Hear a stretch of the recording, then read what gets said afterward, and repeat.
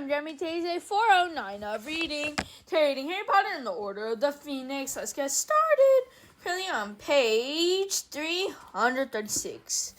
Drum roll, please. It's been 400 days. We are on page 336. Let's go. Harry remembered Hagrid mentioning this pub in his first year.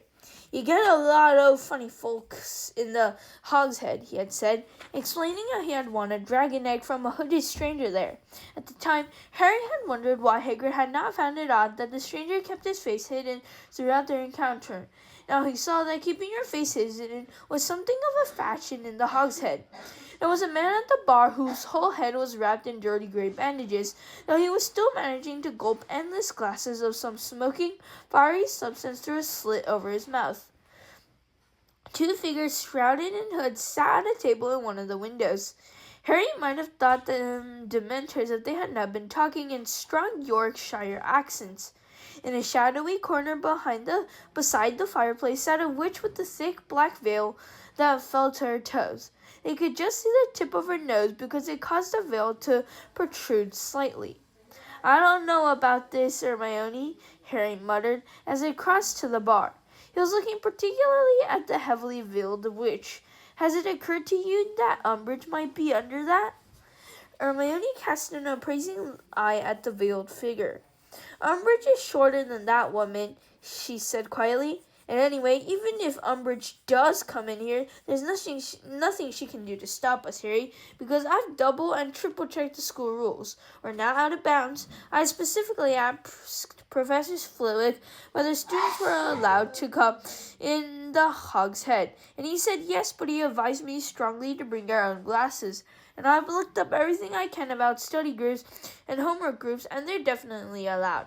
I just don't think it's a good idea if we parade what we're doing." "No," said Harry dryly, "especially as it's not exactly a homework group you're planning, is it?" The barman sidled toward them out of a back room. He was a grumpy-looking old man with a great deal of long gray hair and beard. He was tall and thin and looked vaguely familiar to Harry. "What?" he grunted.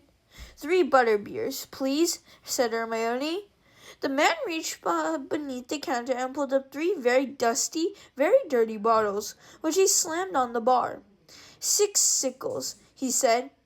"I'll get them," said Harry quickly, passing over the silver.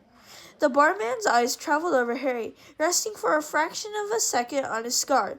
Then he turned away and deposited Harry's money in an ancient wooden till whose drawer slid open automatically to receive it. Harry, Ron, and Hermione retreated to the farthest table from the bar and sat down, looking around, while the man in the dirty gray bandages rapped the counter with his knuckles and received another smoking drink from the barman.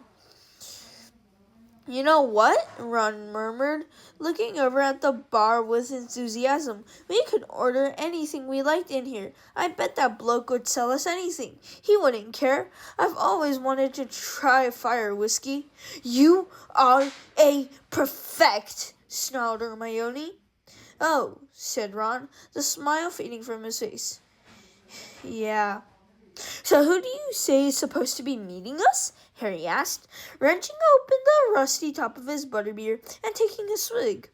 "Just a couple of people," Hermione repeated, checking her watch and then looking anxiously toward the door.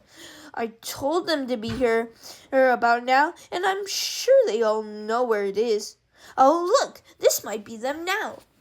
The door of the pub had opened. A thick band of dusty sunlight split into the room for a moment and then vanished, blocked by the incoming rush of a crowd of people. First came Neville with Dean and Lavender, who were closely followed by Parvati and Padma Patil. With Harry's stomach did a backflip, Cho and one of her usual giggling girlfriends. Ayo. Then, on her own and looking so dreamy that she might have walked in by accident, Luna Lovegood. Then Katie Bell, Alicia Spinnet, and Angelina Johnson, Colin and Dennis Creevy, Ernie Macmillan, Justin Finch Fletchley, Hannah Abbott, and a Hufflepuff girl with a long plait down her back whose name Harry did not know. 3 Ravenclaw boys he was pretty sure were called Anthony Goldstein, Michael Corner, and Terry Boot. Ginny, closely followed by a tall, skinny, blond boy with an upturned nose, whom Harry recognized vaguely as being a member of the Hufflepuff Quidditch team, and bringing up the rear, Fred and George Weasley with their friendly Jordan, all three whom were carrying large bags crammed with Zonko's merchandise. "A couple of people?" said Harry hoarsely to Hermione. "A couple of people?" "Yes, well, the idea seemed quite popular," said Hermione happily. "Ron, do you want to pull up some more chairs?" The barman had frozen in the act of wiping out a glass with the rags so filthy it looked as though it had never been washed. Possibly he had never seen his pub so full. "Hi," said Fred, reaching the bar first and counting his companions quickly. "Could we have 25 butterbeers, please?" The barman glared at him for a moment. Then, throwing down his rag irritably as though he had been interrupted in something very important, he started passing up dusty butterbeers from under the bar. "Cheers," said Fred, handing them out. "Cough up, everyone. I haven't got enough gold for all of these." Harry watched numbly as the large chattering group took their beers from Fred and rummaged in their robes to find coins.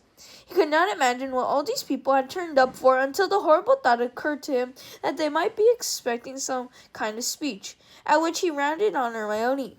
"What have you been telling people?" he said in a low voice. "What are they expecting?"